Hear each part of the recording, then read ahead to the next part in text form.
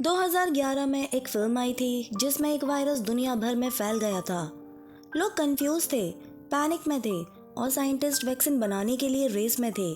तब किसी ने नहीं सोचा था कि 9 साल बाद वही सीन हम रियल लाइफ में देखेंगे ड्यूरिंग कोविड-19। दोस्तों, आज हम बात करने वाले हैं एक ऐसी मूवी की जो फ्यूचर को काफ़ी एक्यूरेटली प्रिडिक्ट कर गई। कंटेजन, कैसे एक छोटे से इन्फेक्शन ने ग्लोबल डिजास्टर बनकर दुनिया को रोक दिया।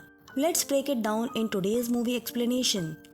कहानी की शुरुआत होती है बेथ से, जो बिजनेस के काम से हांगकांग जाती है। सफ़र के दौरान वो शिकागो में एक शॉर्ट ब्रेक लेती है, लेकिन उसे क्या पता था कि ये ब्रेक उसकी ज़िंदगी का बिगेस्ट ट्विस्ट बनने वाला है। कुछ दिन बाद बेथ घर लौट आती है। वहाँ उसका पति मिच और उसका बेटा क्लार्क उसका इंतज़ार कर रहे होते हैं। सब कुछ नॉर्मल लगता है, लेकिन अगले ही दिन बेथ की तबीयत अचानक से ख़राब होने लगती है। उसे चक्कर आते हैं, उसका बॉडी टेम्परेचर बढ़ने लगता है और फिर उसे दौरे भी आते हैं।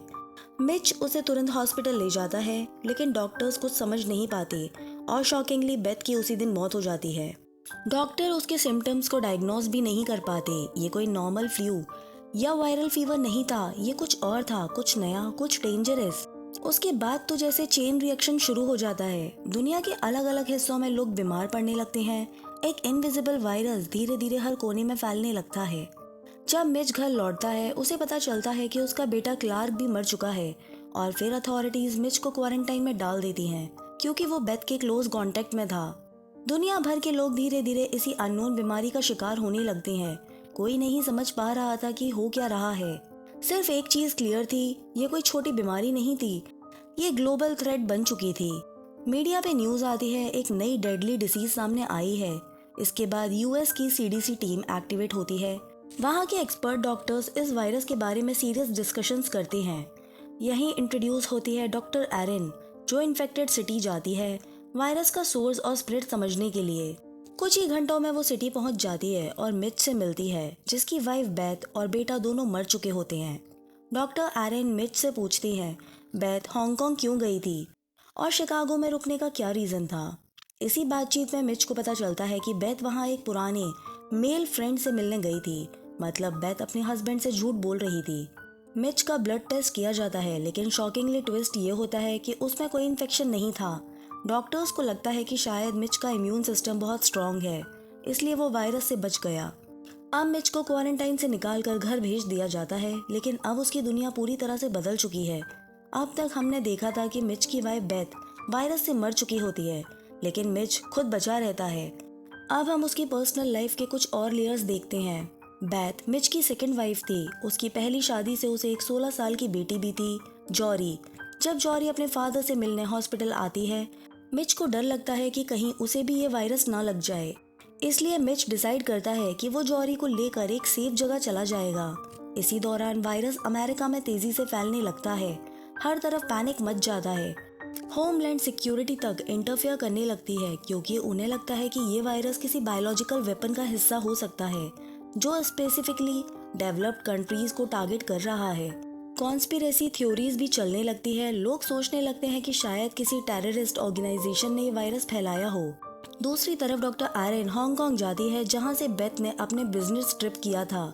उसका पर्पस होता है ये ट्रेस करना कि बेथ कहाँ गई थी और किस तरह ये वायरस उसके थ्रू दुनिया में स्प्रेड हुआ। वायरस के ऑरिजिन का सच अब धीरे धीरे सामने आने लगता है। रिसर्च में पता चलता है कि ये वायरस पिग और बैट के जेनेटिक मटेरियल से बना है, मतलब एक तरह का नेचुरल मिक्स, लेकिन सुपर डेंजरस। साइंटिस्ट लोग वैक्सीन बनाने की कोशिश कर रहे होते हैं, लेकिन हर टेस्ट फेल हो रहा था, क्योंकि जिस सेल में वायरस डालते हैं वो मर जाता है। अब तक तकरीबन 8 मिलियन लोग इस वायरस से इन्फेक्टेड हो चुके होते हैं। हर 12 में से एक इंसान एट रिस्क होता है, और अगर किसी को वायरस लग जाए तो बचने के चांसेस 25 to 30% के बीच होते हैं। मतलब सिचुएशन बहुत ही ज़्यादा खराब होती जा रही है। इसलिए गवर्नमेंट स्ट्रिक्ट स्टेप्स लेती है। इन्फेक्टेड सिटीज़ को पूरा क्वारंटाइन कर दिया जाता है। कोई अंदर ना जा सकता है और ना ही बाहर आ सकता है। फिर 21वें दिन एरिन को सीडीसी से एक मेल आता है। उसमें बताया जाता है कि एमईवी वायरस का ऑरिजिन ट्रेस हो गया है और ये वायरस अफ्रीका से शुरू हुआ था। और सबसे डरावनी बात, ये वायरस एचआईवी से भी ज़्यादा डेडली है। रिसर्च फुल स्पीड में चल रही होती है। साइंटिस्ट अलग अलग वैक्सीन सैंपल्स बना रहे होते हैं, लेकिन अभी तक कोई भी टेस्ट सक्सेसफुल नहीं हो रहा था। पूरा शहर एकदम बंद होता है, ना कोई एयरपोर्ट पर दिख रहा था, ना स्कूल्स, ऑफिसेज या कॉलेजेस में। सब लोग अपने घरों में बंद डरे हुए थे। फिर फाइनली 29th डे सीडीसी के डॉक्टर्स एक वैक्सीन डेवलप कर लेते हैं, लेकिन अभी तक किसी इंसान पे टेस्ट नहीं हुआ था। इंसानों पे टेस्ट करने का प्रोसेस बहुत लेंदी होता है, परमिशन चाहिए, लीगल फॉर्मेलिटीज होती हैं। तो डॉक्टर एरन खुद ही एक रिस्क लेती हैं। वो वैक्सीन का इंजेक्शन अपने आप को लगाती हैं और उसके बाद वो अपने इन्फेक्टेड फादर से बिना मास्क के मिलती हैं। उनके साथ काफ़ी देर तक बात करती हैं। 2 से 3 दिन के बाद भी डॉक्टर एरन को इन्फेक्शन नहीं होता, मतलब वैक्सीन का काम करना प्रूफ हो जाता है। वो अपना एक्सपेरिमेंट खुद पे करके सक्सेसफुल होती है, रियल लाइफ हीरो बन जाती है। WHO और बाकी ग्लोबल ऑर्गेनाइजेशंस को ऑफिशियली ये डिक्लेयर कर दिया जाता है वैक्सीन बन चुकी है सक्सेसफुली। ये न्यूज़ इंटरनेशनल लेवल पर सब जगह फैल जाती है, लेकिन वैक्सीन बनाने में टाइम लगता है क्योंकि दुनिया में लोग बहुत ज़्यादा हैं। तो US गवर्नमेंट एक लॉटरी सिस्टम लॉन्च करती है, जिसका बर्थडे लॉटरी में निकलेगा उसको वैक्सीन मिलेगी। हर 3 महीने बाद नई लॉटरी आएगी। लोग धीरे धीरे वैक्सीनेट होते हैं। जैसे जैसे लोगों को वैक्सीन मिलती है, लाइफ नॉर्मल होने लगती है। लोग वापस अपनी जॉब्स पे जाते हैं। अब एंड में क्वेश्चन ये आता है, ये वायरस आया कैसे था। फ्लैशबैक दिखाता है कि हांगकांग में एक बुलडोजर ट्री गिरा देता है जहाँ कुछ चमगादड़ रह रहे होते हैं। चमगादड़ वहाँ से उड़कर केले के पेड़ पे जाके बैठते हैं और कुछ केले काट के खा जाते हैं। उनमें से एक चमगादड़ एक केला गिरा देता है जो एक पिग खा लेता है। अगले ही दिन वो पिग ले जाया जाता है एक फैंसी कैसीनो किचन में। शेफ जब पिग को क्लीन करता है तो बिना हाथ को धोए सिर्फ एप्रन से हाथ साफ करता है और डायरेक्ट बेड से हाथ मिलाता है, और बस यहीं से वायरस ह्यूमन में एंटर करता है और इसी छोटी गलती से दुनिया भर में महामारी फैल जाती है। कंटेजन हमें ये समझाता है कि हमारा नेचर के साथ केयरलेस होना कैसे एक बड़ी ट्रेजेडी बन सकता है।